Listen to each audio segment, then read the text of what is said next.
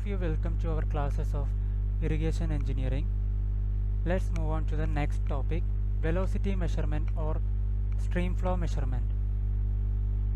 Previous class നമ്മൾ stream measurements നെ കുറിച്ചൊക്കെ പഠിച്ചു അല്ലേ?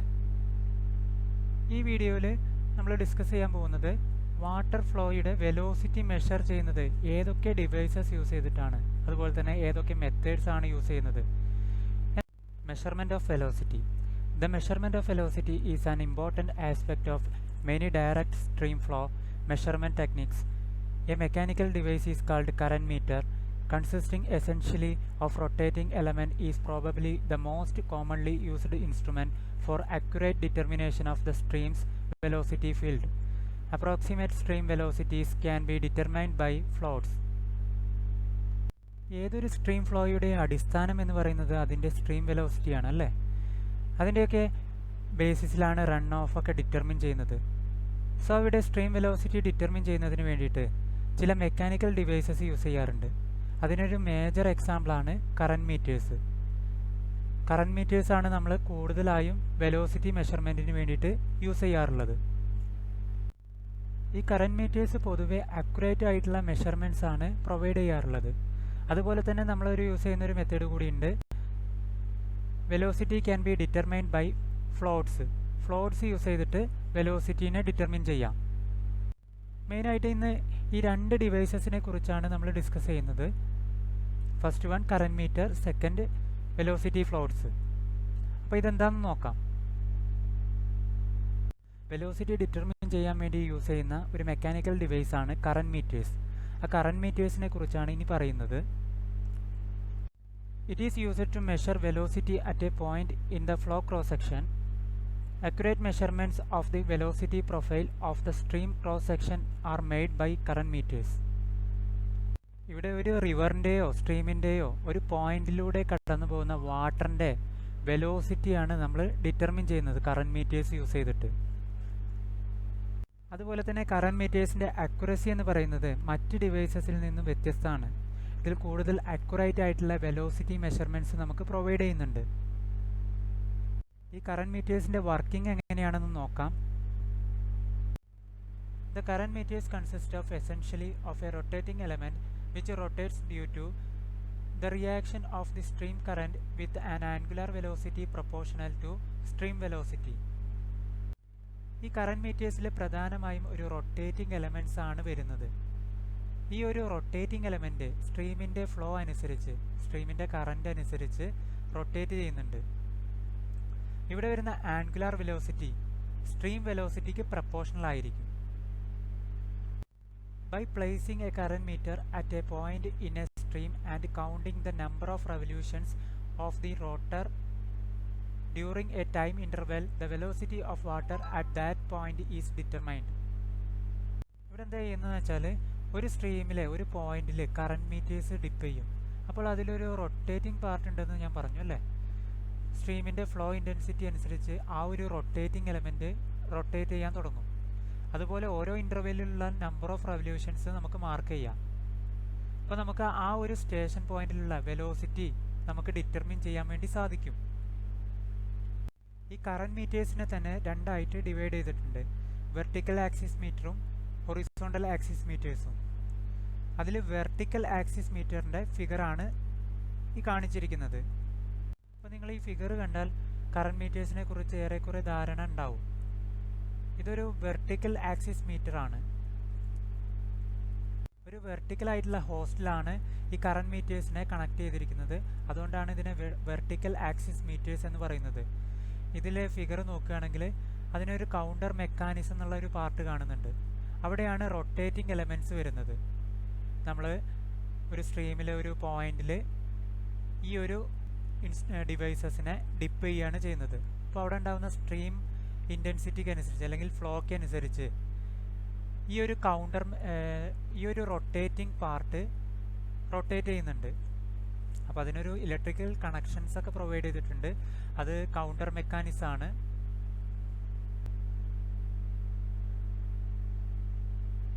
ഇവിടെ കറന്റ് മീറ്റേഴ്സിനെ നമ്മളൊരു വെർട്ടിക്കൽ ആയിട്ടുള്ള ഹോസ്റ്റിലാണ് കണക്ട് ചെയ്തിരിക്കുന്നത്. അതുകൊണ്ടാണ് ഇതിനെ വെർട്ടിക്കൽ ആക്സിസ് മീറ്റേഴ്സ് എന്ന് പറയുന്നത്. അപ്പോൾ ഇതിൻ്റെ ഫിഗർ നോക്കുകയാണെങ്കിൽ ഇവിടെ ഒരു റൊട്ടേറ്റിംഗ് പാർട്ട് വരുന്നുണ്ട്, അതിൽ 6 കപ്സ് നമ്മൾ അസംബ്ലി ചെയ്തിട്ടുണ്ട്. അപ്പോൾ ഇതാണ് നമ്മൾ വാട്ടറിൽ ഡിപ്പ് ചെയ്യുമ്പോൾ വാട്ടറിൻ്റെ വെലോസിറ്റി അനുസരിച്ച് ഈ കപ്സ് റൊട്ടേറ്റ് ചെയ്യാൻ തുടങ്ങും. അപ്പോൾ ഇൻറ്റൻസിറ്റി കൂടുന്നതനുസരിച്ച് റൊട്ടേഷൻ്റെ നമ്പർ ഓഫ് റൊട്ടേഷനും കൂടും. അതൊരു കൗണ്ടർ മെക്കാനിസം അവിടെ വരുന്നുണ്ട്.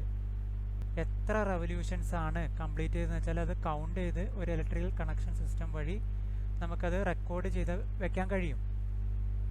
പിന്നെ അതുപോലെ തന്നെ അതിൻ്റെ ബാക്ക് സൈഡിലൊരു സ്റ്റെബിലൈസിങ് ഫിൻ വരുന്നുണ്ട്.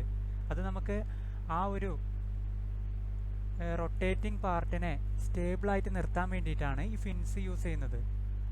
അതുപോലെ തന്നെ ഒരു സൗണ്ടിങ് വെയിറ്റ് വരുന്നുണ്ട്. Vertical axis meters. This instrument consist of a series of conical cups mounted around the vertical axis. The cups rotate in horizontal plane and a cam attached to vertical axis spindle records generated signals proportional to the revolutions of the cup assembly.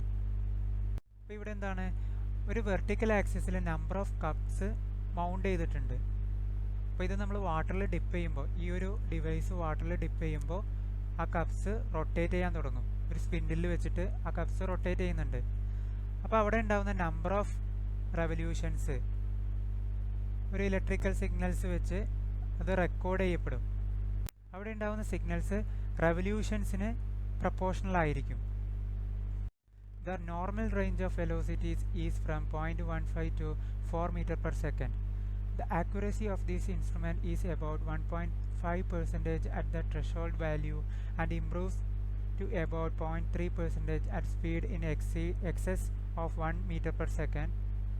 These have the disadvantages that they cannot be used in situations where there are appreciable vertical components of velocities.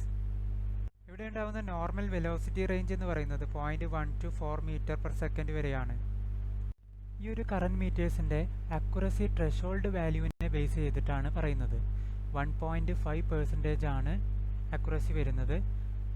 അതിൽ improve ചെയ്യാൻ പറ്റുന്ന accuracy എന്ന് പറയുന്നത് 1 meter per secondൽ 0.3% ആണ്. Next നമ്മൾ discuss ചെയ്യാൻ പോകുന്നത് current മീറ്റേഴ്സിൽ തന്നെ വരുന്ന നെക്സ്റ്റ് ടൈപ്പാണ് horizontal axis meters. Horizontal axis മീറ്റേഴ്സിൻ്റെ ഫിഗറാണ് ഇവിടെ കാണിച്ചിരിക്കുന്നത്. ആ ഫിഗർ നോക്കിയാൽ തന്നെ നിങ്ങൾക്ക് മനസ്സിലാവും എന്താണ് അതിൻ്റെ ഡിഫറൻസ്, വെർട്ടിക്കലും ഹൊറിസോണ്ടലും തമ്മിലുള്ള ഡിസ്റ്റൻസ് എന്താണെന്ന് മനസ്സിലാവും.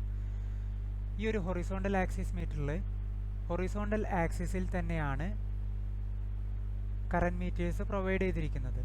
ഇവിടെ ഒരു റൊട്ടേറ്റിംഗ് പാർട്ട് ഉണ്ട്, അത് കൊടുത്തിരിക്കുന്നത് ഹൊറിസോണ്ടൽ ആക്സിസിൽ തന്നെയാണ് സ്പിൻഡിൽ ചെയ്തിരിക്കുന്നത്. ഇവിടെ ഒരു പ്രൊപ്പല്ലറാണ് റൊട്ടേറ്റിംഗ് പാർട്ടായിട്ട് പ്രൊവൈഡ് ചെയ്തിട്ടുള്ളത്.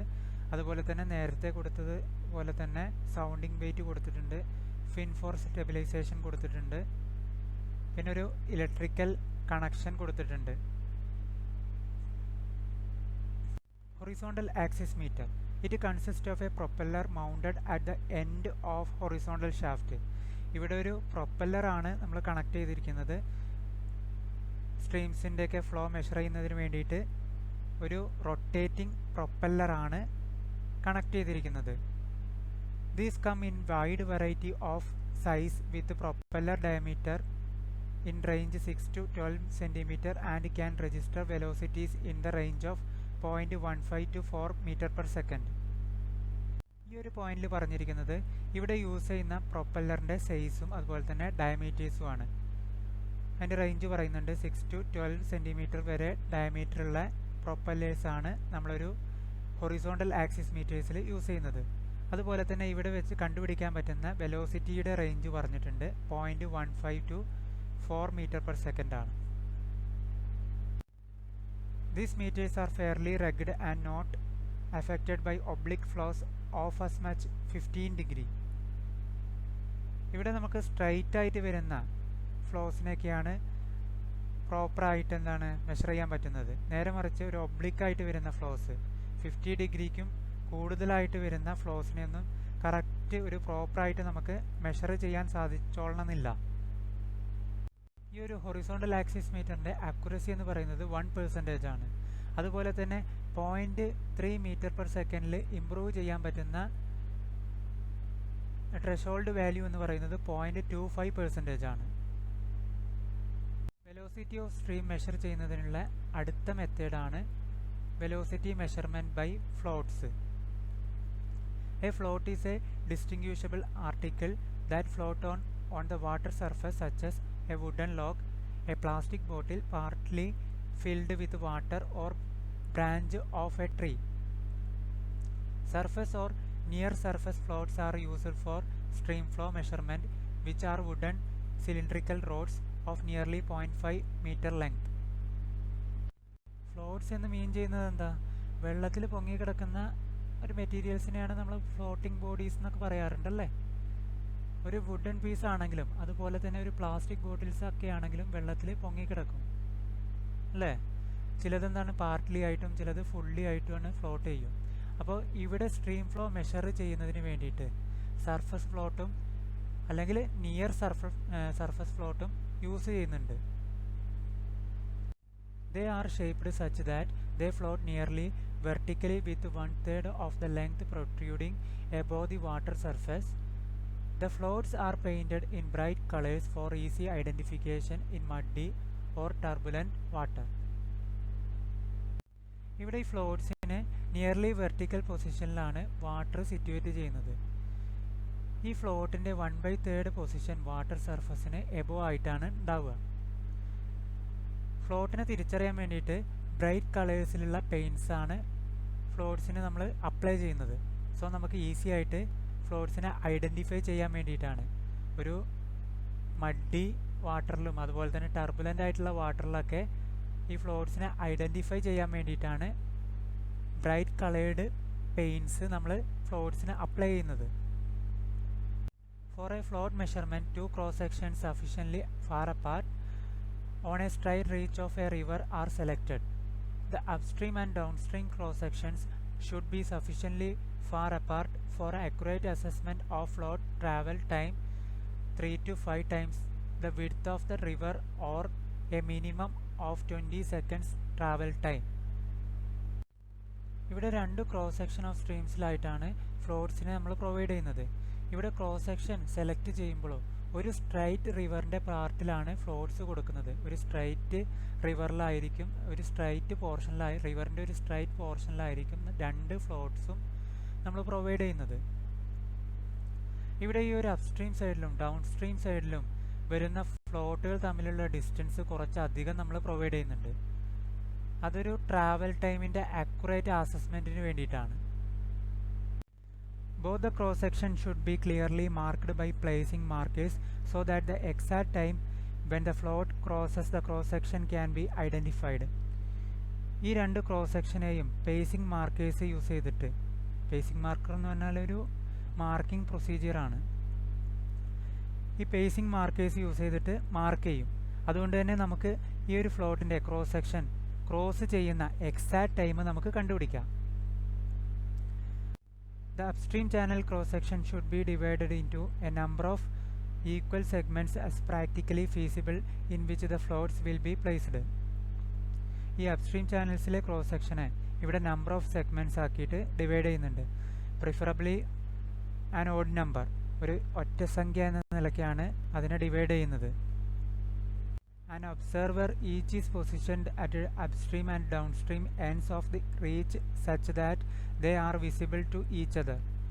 ഇപ്പോൾ 2 ഒബ്സർവേഴ്സ് എന്താണ് അപ്സ്ട്രീം സൈഡിലും ഡൗൺസ്ട്രീം സൈഡിലും നിൽക്കുന്നുണ്ട്. അവർ തമ്മിൽ കാണുന്ന രീതിയിലാണ് അവരുടെ പൊസിഷൻസ് വരുന്നത്. The downstream observer acts as timekeeper and carries a stopwatch. ഇവിടെ ഡൗൺ സ്ട്രീമിലെ ഒബ്സർവർ ഒരു ടൈം കീപ്പറാണ്. ടൈം കീപ്പർ എന്ന് പറഞ്ഞാൽ ആ ഒരു പേഴ്സണാണ് അവിടെ വരുന്ന ടൈംസ് ഒബ്സർവ് ചെയ്യുന്നത്. Floats may be tossed from bridge or cable way. If there is no such facility then they can be thrown in the water from the river bank. ഫ്ലോട്ട്സിനെ നമുക്ക് ഒരു ബ്രിഡ്ജസിൽ നിന്നോ അല്ലെങ്കിൽ ഒരു കേബിൾ വേയിൽ നിന്നോ ടോസ് ചെയ്യാം. ടോസ് ചെയ്യുക എന്ന് പറഞ്ഞാൽ വലിച്ചെറിയാം. അത്രത്തോളം ഫെസിലിറ്റീസ് നമുക്ക് ഒരു റിവർ ബാങ്കിൽ നിന്ന് ത്രോ ചെയ്യുമ്പോൾ കിട്ടില്ല. When the float crosses the upstream cross section, the upstream observer gives the signal to the downstream observer who notes the time taken by the float to cover the distance. ഈ ഒരു float upstream cross section cross ചെയ്താൽ അവിടെ വരുന്ന observer signals downstream ഒബ്സർവർക്ക് pass ചെയ്യും. Downstream ഒബ്സർവറാണ് float cover ചെയ്യുന്ന ഡിസ്റ്റൻസിൻ്റെ time എടുക്കുന്നത്. അത് വെച്ചിട്ടാണ് നമ്മൾ വെലോസിറ്റി കാൽക്കുലേറ്റ് ചെയ്യുന്നത്, ആ ഒരു സ്ട്രീമിൻ്റെ ഫ്ലോ കാൽക്കുലേറ്റ് ചെയ്യുന്നത്. ഈ ഒരു ഫിഗറിൽ കാണുന്നത് 2 സർഫസ് ഫ്ലോട്ട്സ് പ്രൊവൈഡ് ചെയ്തിരിക്കുകയാണ്. അത് വാട്ടറിൽ ഫ്ലോട്ട് ചെയ്ത് നിൽക്കുന്നുണ്ട്. അപ്പോൾ നമുക്ക് ഡൗൺ സ്ട്രീം സൈഡും അപ്സ്ട്രീം സൈഡൊക്കെ വരുന്നുണ്ട്. അതിലേക്ക് ഫസ്റ്റ് അപ്സ്ട്രീം സൈഡിലുള്ള ഫ്ലോട്ട് മൂവ് ചെയ്യാൻ തുടങ്ങുന്ന സമയത്ത് അപ്സ്ട്രീം സൈഡിൽ ഒരു ഒബ്സർവർ ഉണ്ടാവും. അയാൾ ഡൗൺ സ്ട്രീം സൈഡിലുള്ള ഒബ്സർവർക്ക് സിഗ്നൽസ് പാസ് ചെയ്യും. അപ്പോൾ ഈ ഡൗൺ സ്ട്രീമിലുള്ള ഒബ്സർവർ ആ ഒരു ഫ്ലോട്ട് എത്ര ഡിസ്റ്റൻസ് കവർ ചെയ്യുന്നു എന്നുള്ളതിൻ്റെ ടൈംസ് മെഷർ ചെയ്യുന്നുണ്ട്.